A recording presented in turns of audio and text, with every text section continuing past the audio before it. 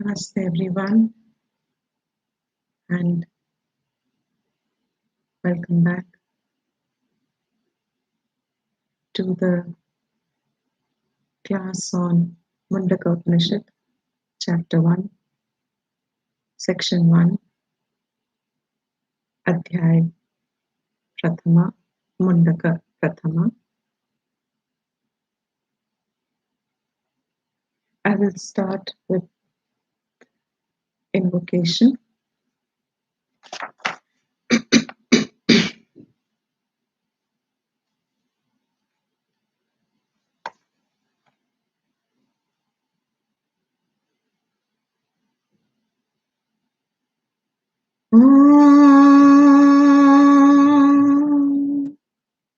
Bhadram karnebhih shrunuyam devaah Bhadram pashyemakshabhiryajatraah Sthirairangaistustuvangsastanubhih Vyashemadevahitam yadayuh Swasti na indro vruddhashravah Swasti na pusha vishvavedah Swasti nastaksho arishtanemihi Swasti no brahaspatir dadhatu Om Shanti Shanti Shanti.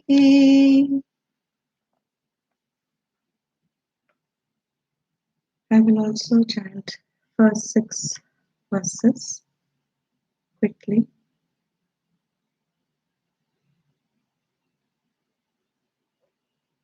The idea of chanting is only that we may tune ourselves in case we have been preoccupied before. That is the main purpose, along with, of course, as much as we hear the verses, the mantras, that much more the sanskar for the Shabda Grahanam first that gets established. I have already stated before, the chanting is not perfect, but it is as best as possible and also serves good enough a purpose.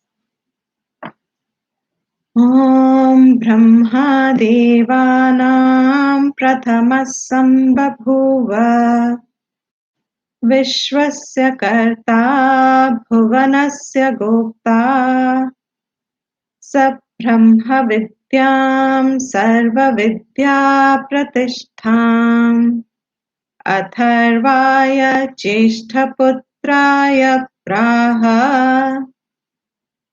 Atharvaniyam Pravadeta Brahma Atharvatam Purovachangiri Brahma Vidyam Sabharadvajaya Satyavahaya Praha Bharadvajo Angirase Paravaram Shaunako Havai Mahashalaha Angirasam Vidivadupasannah Prapacha Kasminnu Bhagavo Vijñāte Sarvamidam Vijñātam Bhavatiti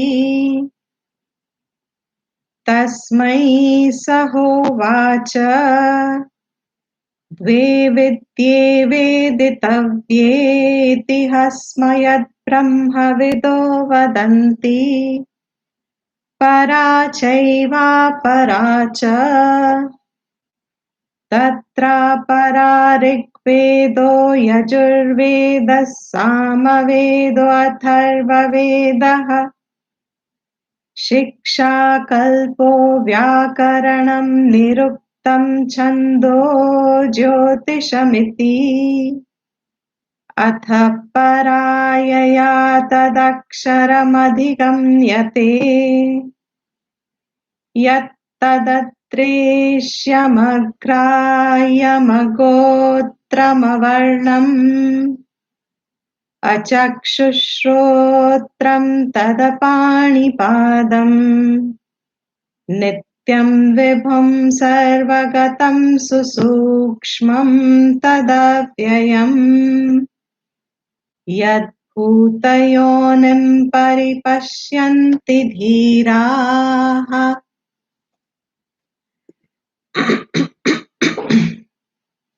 So we have seen that in the fifth verse, Upanishad is pointing to us the two vidyas that it said is to be distinctly known.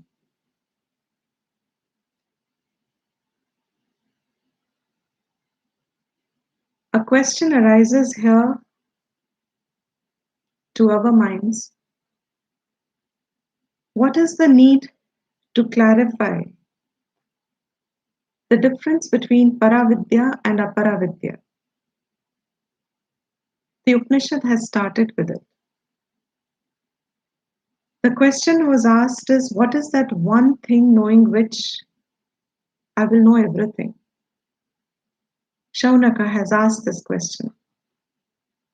That one Vidya with which I know everything. The question itself is very subtle. The question implies the adhikaratvam of the seeker, student, to which the answer was two knowledges have to be known.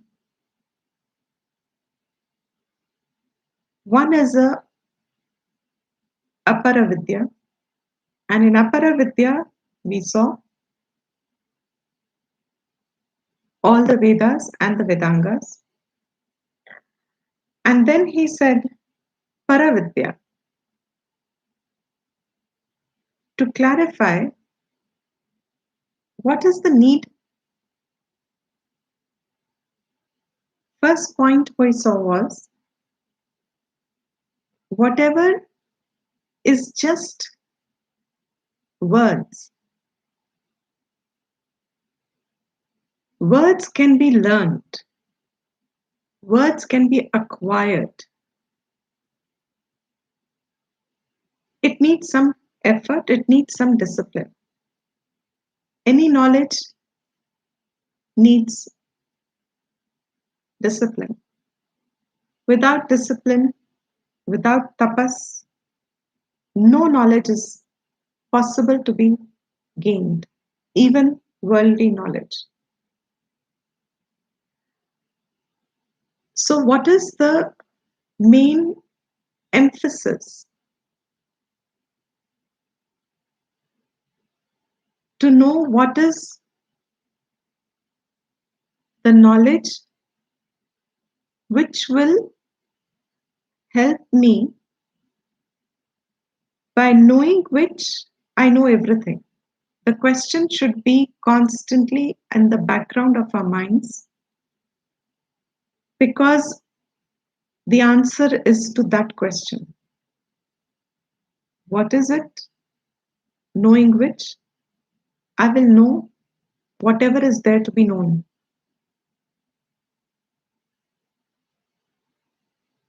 Words collection, learning them, acquiring them, educating oneself is what was called Shabda Rashi. Needs effort? Yes. Is that effort adequate in knowing that with which you will know everything? Is my effort, even if it is knowing the Vedas. Is that adequate to know what is there to be known? And if the student has shown, Shaunaka has shown the inclination towards identifying the jignasa for such a knowledge, it's implied to us that his desire is for freedom, moksha. For the sake of moksha, he has heard through his previous satsangs, even if it was in a householder's life, his karmas, priests, whoever he interacted with, parts and pockets of hearing over a period of time while conducting duties has arisen in him the qualification necessary for that urge to free oneself, to find the truth, jignasa to know the truth, jignasa for the absolute knowledge, for absolute knowledge. So, Appara Vidya, Shabda Rashi, is it adequate to give that knowledge? Is the question that comes to our mind. Upanishad says there is a distinction. While effort to gain the Shabda comes from, of course, learnt through someone, the effort to know its meaning, nobody can give it to you. Shabda Rashi can be handed. Artha Rashi is only earned. The words reveal their meaning only in the minds which are sadhana chatushtayam, which Shaunaka has shown. The Upanishad wants to point this difference very correctly from the beginning, obviously correctly. It's an Upanishad, but we get the message here that Artha Jnanam, Artha Rashi is only an internal process and only possible. I am taking a very strong stand. It is only possible. The stand is because of the Shastra Vidya. It starts with that always. Is only possible in minds that have sadhana chatushtayam. Artha Rashi is possible in Antakarna Shuddhi, where there is Antakarna Shuddhi. Shankara has pointed out in his Bhashyam that this difference is very essential because Artha Rashi is not something that can come through external gains.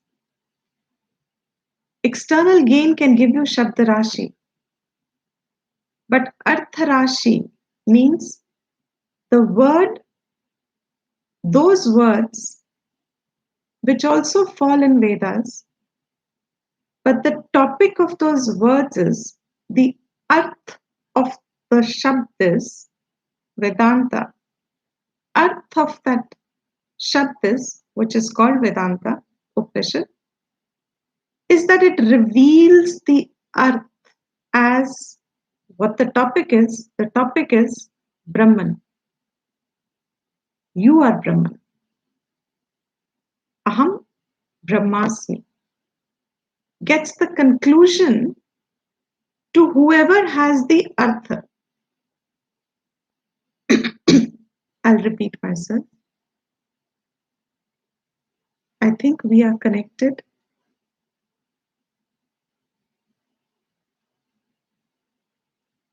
Shabda Rashi is acquisition. First difference. You can acquire it. Arth Rashi, you can't acquire it. You have to earn it. Acquisition is also earning. But acquisition can come from past karmas, punya phalam. Exposure to Shastra Vidya comes with some punyam earned. But it is, yes, still an effort to gain Shabda Rashi. Lot of tapas even to get Shabda Rashi of Vedanta. But big differences. Artha Jnanam, nobody can give. You have to earn it. And how does that get earned? It is not a product through karma. Artha Rashi doesn't come as a product of karma. Availability of Shabda Rashi has come through karma. It's a karma phal, punya phal. Getting Shastra Vidya, getting knowledge of the within the parampara, getting the correct vision, earned, yes, self-earned through past karma. But Artha Rashi, is it also going to be a karma phal? Will Artha Rashi also come as a product of action? Karma phal. That is a very subtle point to pick up. That Artha Rashi is only a product of inner development, inner maturity, Antakarna Shuddhi. Artha Rashi, no one can give, no book can give, no teacher can give, enlightened sage cannot give. Krishna could not give it to Arjuna. He could not give it to anyone. To the extent one has the inner maturity or the Antakarna Shuddhi, the Shabda which reveals the Artha, and that Arth is actually Brahman itself, that is Paravidya. So, what is the distinction? The big distinction is that in Artha Shabda Rashi, knowledge which is just words to us today, they do not displace my ignorance. Enough. They are still a part, they are working, yes, obviously they'll be working in time slowly, probably, if not immediately. But Paravidya is to be understood very clearly.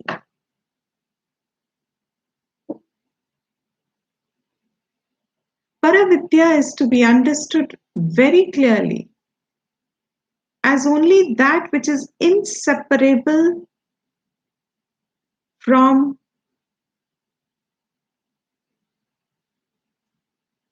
the earth. So Shabd has revealed the earth. Question Purva Paksha had asked, how is Vedas also going to be a part of Shabda Rashi, a part of Aparavidya? And in that extension, further question can come up is, how is it even possible that Karma Kand is also part of Veda? Jnana Kand is also part of Veda.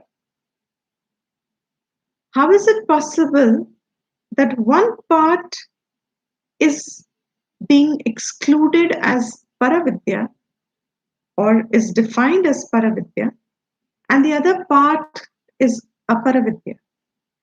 Because Karma Kand also then should mean that if I get the Arth of Karma Kand, I should also get the Phal of that portion. That means if I know how to do The best part would be if I have learned to do Putra Kameshti, then what should happen? I should get Putra Kameshti.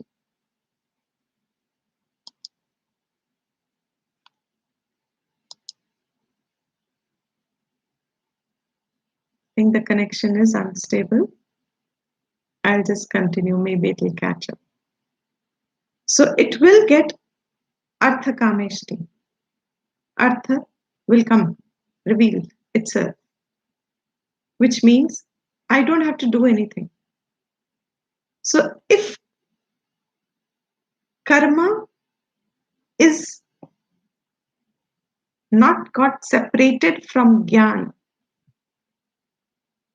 if all of it is one section and you call it as Paravidya, then the flaw will be that in Karmakand, knowing will itself give the result. But that is also not true. So one has to be very clear which knowledge has application in it and which knowledge is only dependent on your sadhan chatushtayam, on your inner maturity. There are two different qualifications. There are two different adhikari.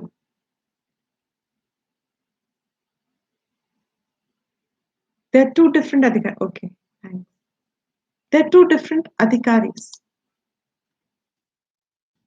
which is the basis of the entire Upanishad's beginning. Upanishad means Brahma Vidya. That means the study of Upanishad must also give Artha Jnanam. This is the point of differentiation. Why the Upanishad starts by saying to a student who is a desirer of moksha, who's a jignasu of Brahma Vidya, to such a student, Shruti being a mother, points very gently to say that if your Vedanta Shabda Rashi is also going to just remain as if I have understood, then this is still Aparavidya. I have understood what is Paravidya, I have understood what is Aparavidya. But no, that knowledge is still not claiming myself as revealing what the Artha is, which means as the next verse 6 starts, what is that Aksharam Brahman? Knowing which you know everything. So the Artha Jnanam of the verse, the mantra, would also simultaneously to a sadhana chatushtaya manaha antakaranam reveal the meaning simultaneously, and that would be Paravidya.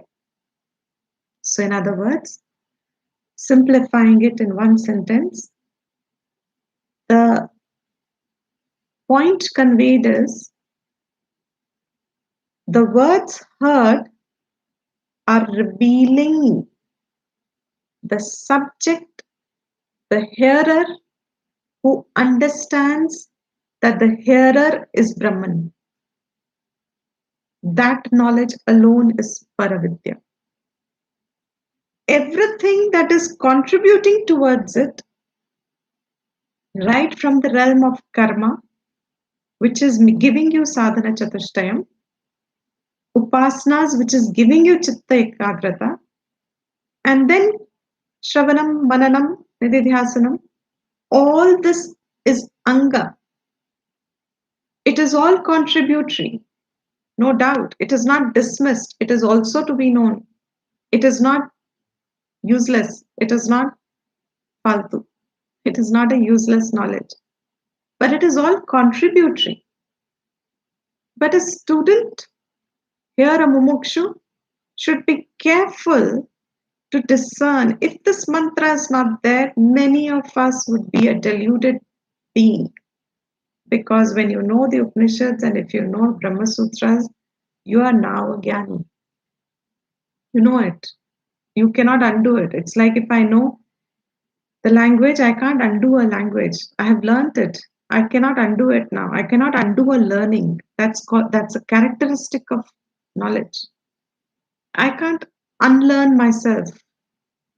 So if I have learned Vedanta Shabda Rashi and I cannot unlearn it now, many of us would be deluded to say I am a Jnani. Many of us would mean almost all of us. But for the grace of Shastra, but for the grace of this Upanishad, which clearly says in the beginning, that is why it's taken almost in the beginning. Why? If your Shabda is clear to you, but the Artha has a difference in yourself still, I still can't claim the Artha. I'm still unclear about the meaning, but I am clear about the words and what they say. But I'm unclear about claiming those meanings.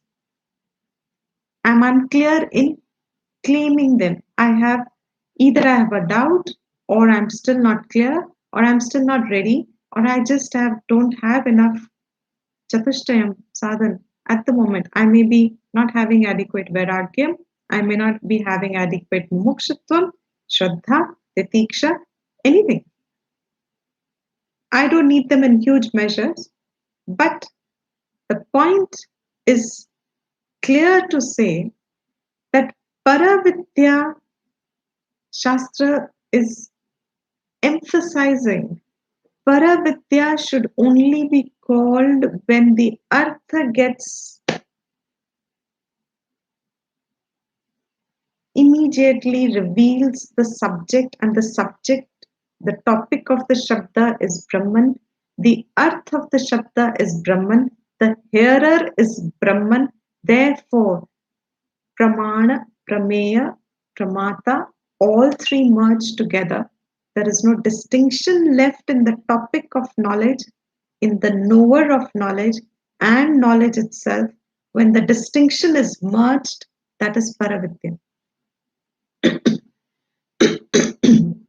So, this is to be kept as a constant reminder, because this keeps a person connected to going on clarifying the meaning to oneself.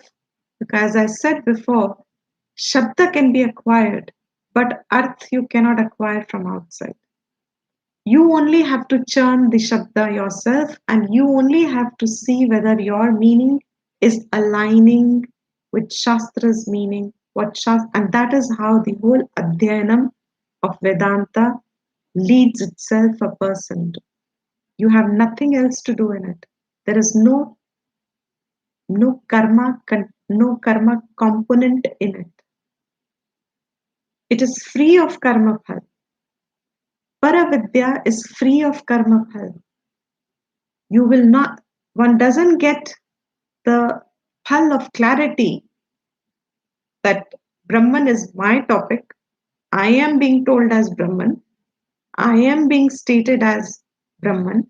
The clarity of that statement is not dependent on any karma. So that distinction has been pointed out. Now, in the 6th verse, he's talking about this Aksharam Brahma, which is to be known. Atha parayaya tadaksharam adhikamyate was the 5th verse where he ended. Is to be known. Adhikamya. Paravidya is to be known. As what? That is what he says in the 6th verse. Yat tat dreshyam, adreshyam. Yat tad adreshyam.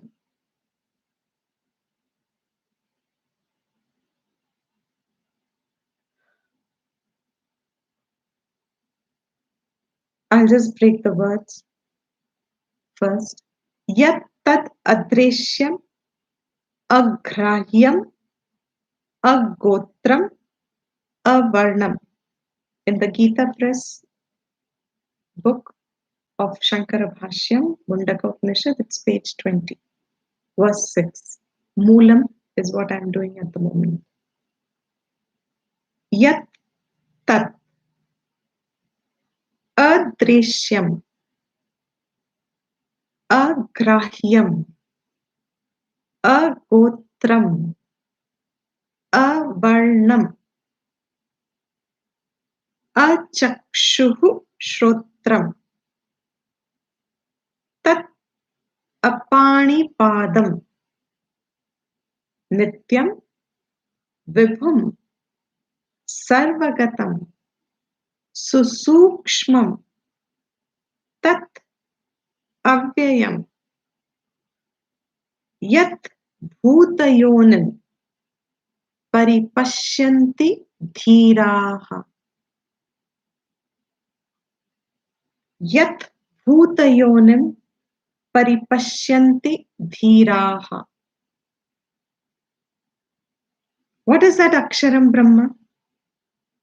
That aksharam is yat tat, that which. Yat tat, tat is that, yat which. Adreshyam, adreshyam. The normal meaning of this is dreshyam would refer to drishti, seeing. And seeing will become an upalakshana for all the other sense organs of perception, Gyanindriya. That which is not a topic of Gyanindriya, which means that your sense organs cannot reach, cannot reveal. Adreshyam would mean that which sense organs of knowledge cannot reveal, which means Brahman is not a sense object. Aksharam is not a sense object. This is the normal meaning.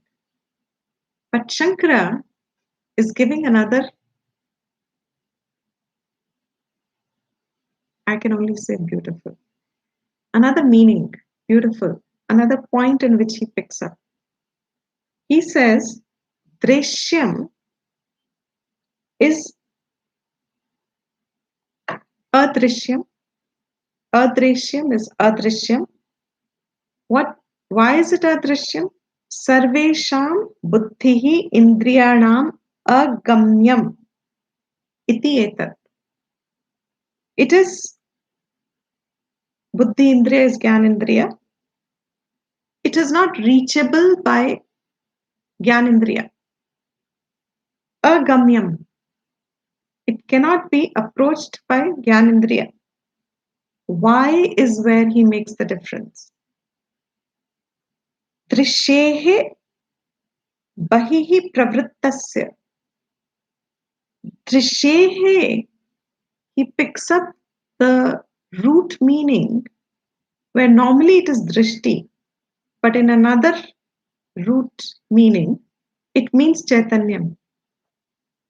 It means consciousness, awareness. It means chaitanyam, the light of knowledge, chaitanyam. Drishehe bahihi, that consciousness which is centered outside, bahihi. प्रवृत्तस्य, जिसकी प्रवृत्ति बाहर की तरफ है,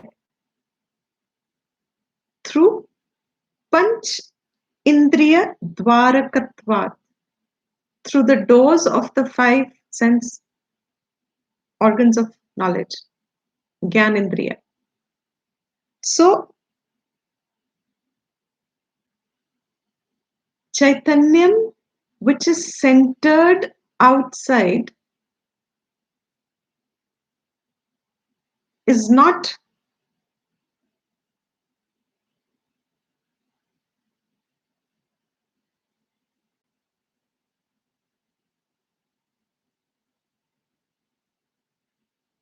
the revealer. The consciousness which is attached in that sense, revealing, activating the senses, and senses are directed outside. Because that pravritti is outside,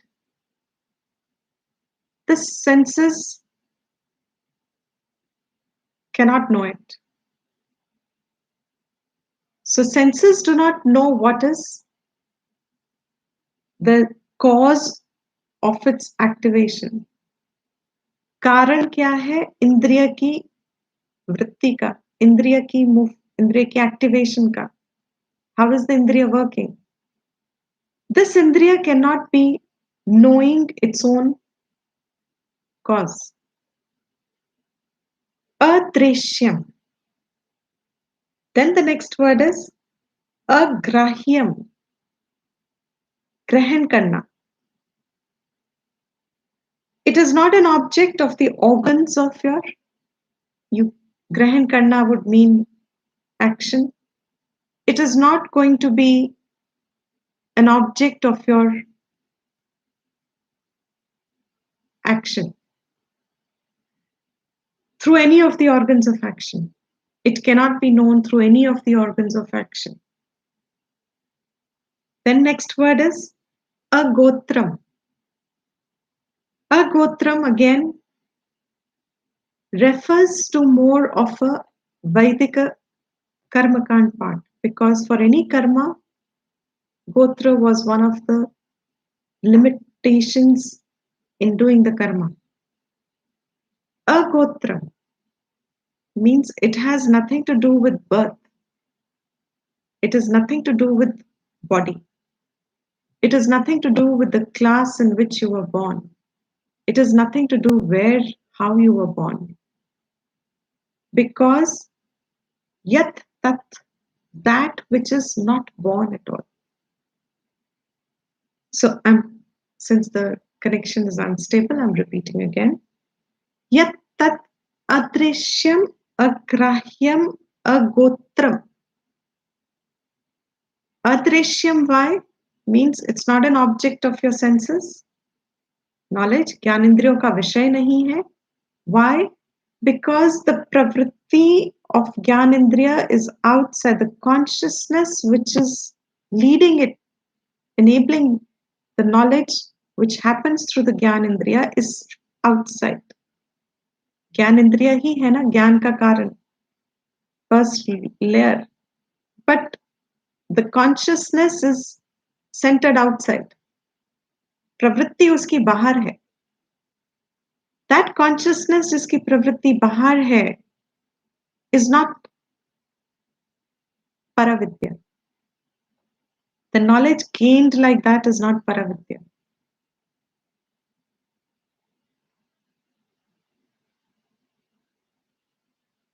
Agrahyam. It is not a topic of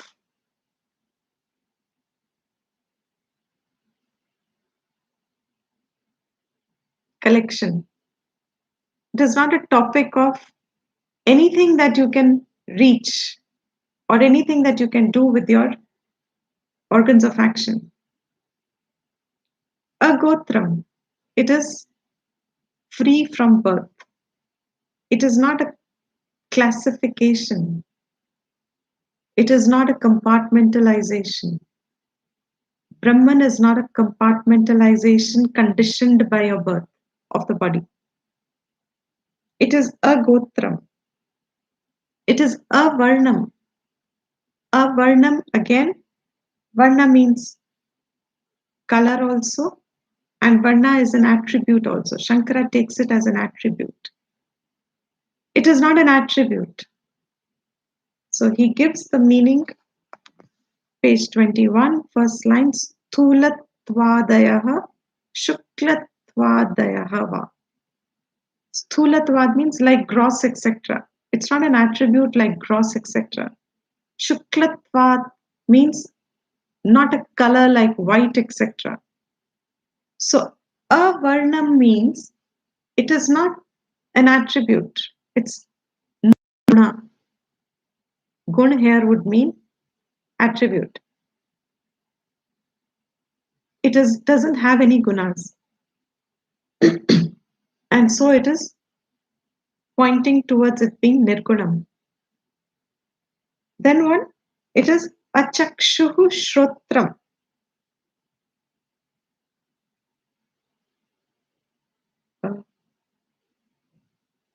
Achakshuhu shrotram. Correct.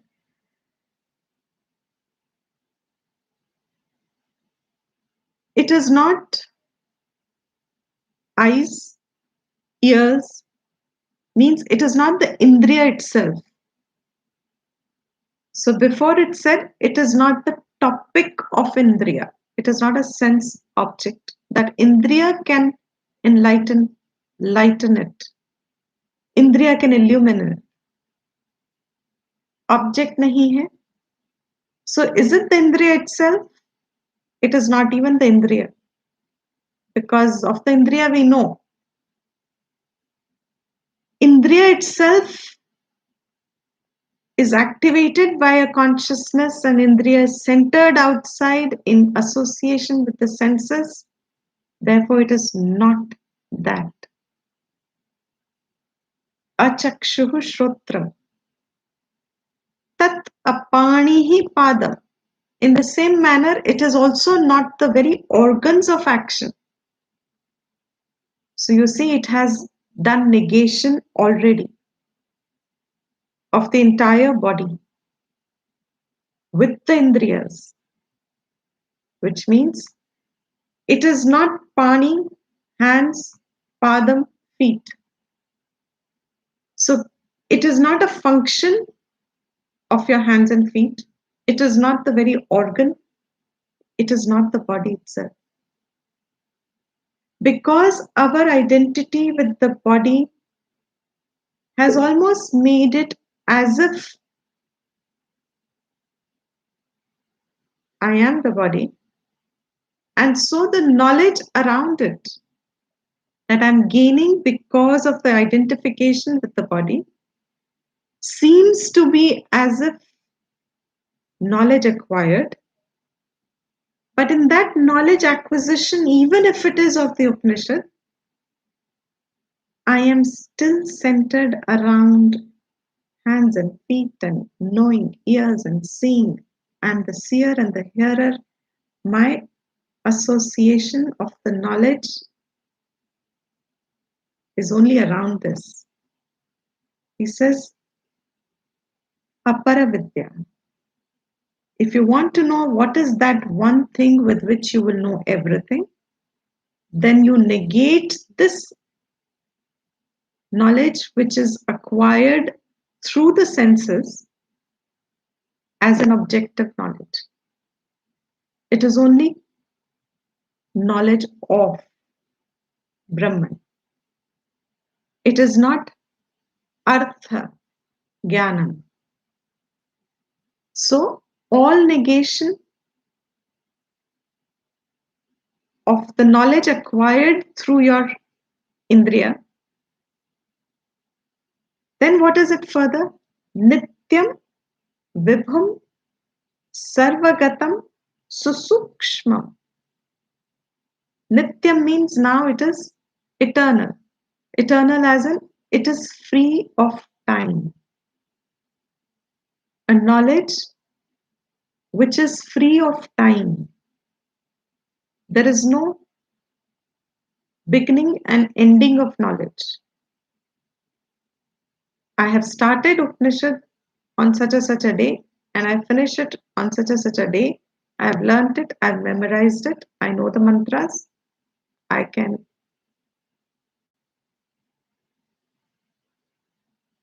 know it. So if I know it, Brahman, if you know the artha of the Upanishad, if you've understood the artha of the Upanishad, then the meaning is that it is timeless. It is nityam.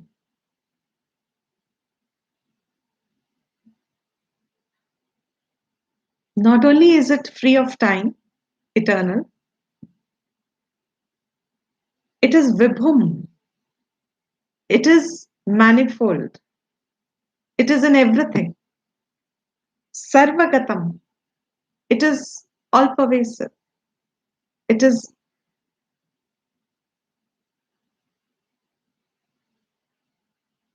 susukshmam.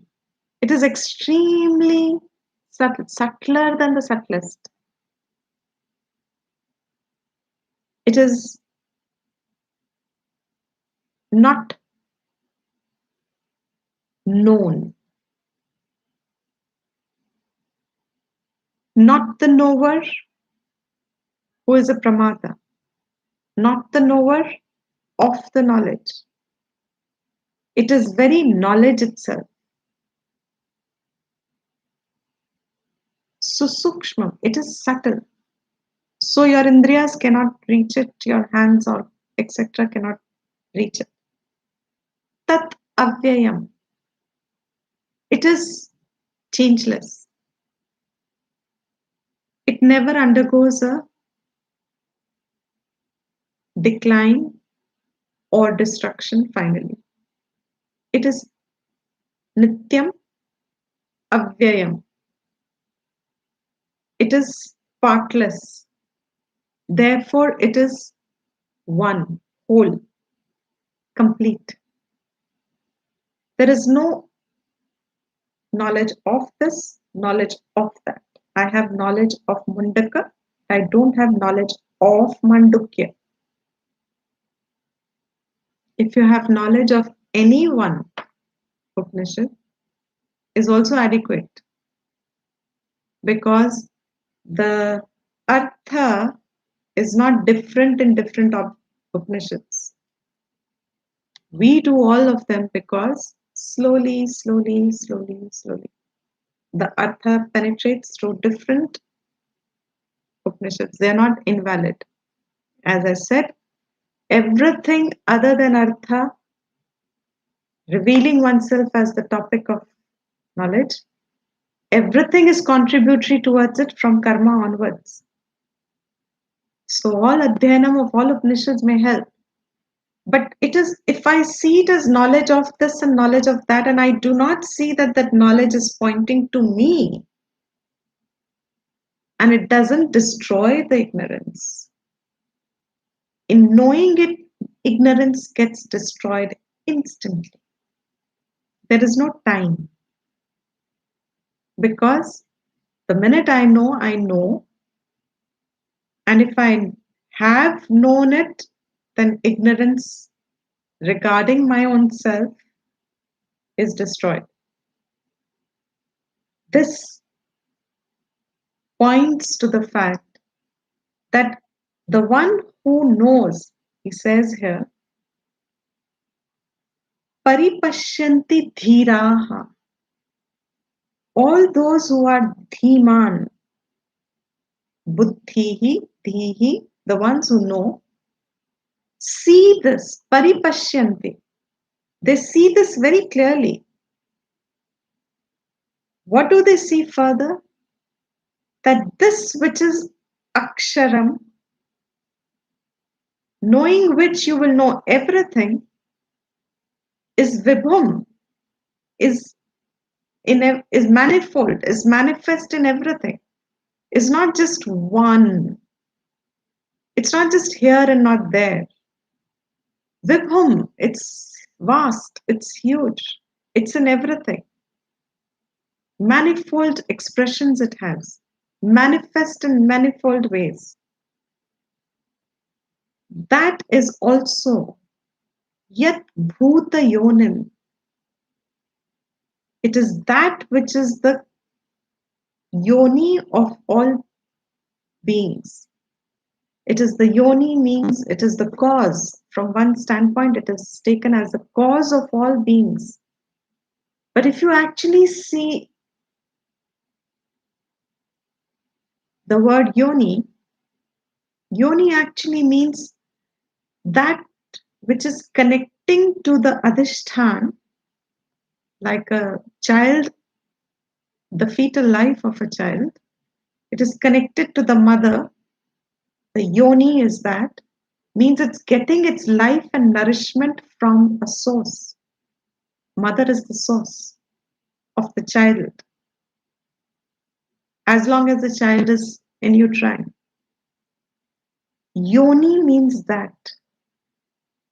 Yoni of all the beings. Vibham. It's itself expressed as everything and is also the yoni of all beings. Means all beings get their life, the chaitanyam, the expression of themselves as who they think they are, the activation of the body, the functioning of the body, the functioning of the identity, everything, the yoni, whose yoni is that Brahman. Dhiraha see it clearly. Seeing, seeing, seeing. Which seeing is this? Not chakshuhu, because it has already been negated.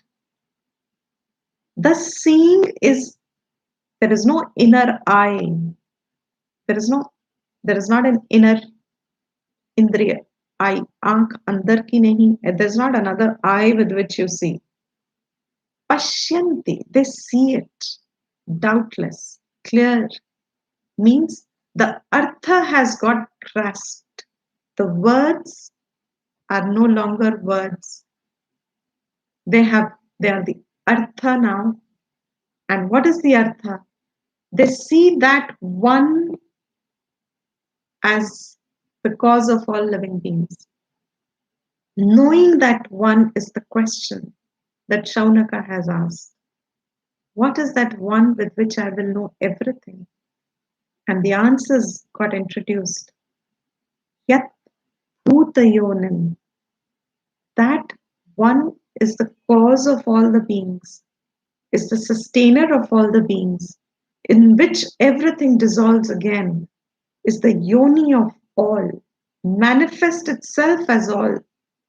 Vibhum, Sarvagatam is all pervasive, not pervasive like as a part of it,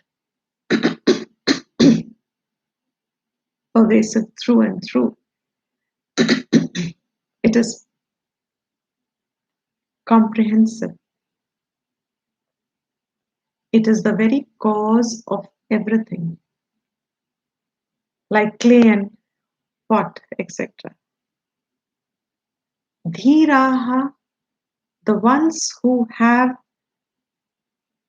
maturity, the discipline of, for whom the Shabda has revealed the Artha, they see, means now there is no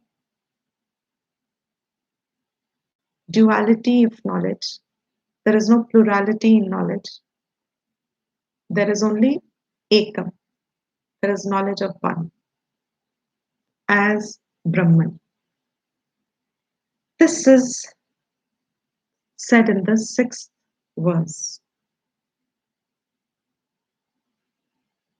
One or two more points, which I will cover in the next class, continuing it forward from here. With this, I think there is a definite instability of the internet. I will conclude the class here now.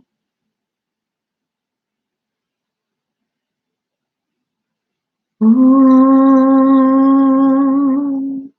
Sarvesham Swastir Bhavatu Sarvesham Shantir Bhavatu Sarvesham Purnam Bhavatu Sarvesham Mangalam Bhavatu Sarve Bhavantu Sukhinah Sarve Santu Niramayaha Sarve Bhadrani Pashyantu Ma Kaschit Dukha Bhag Bhavet.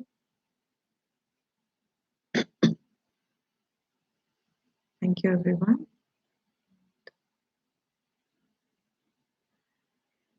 evening. God bless.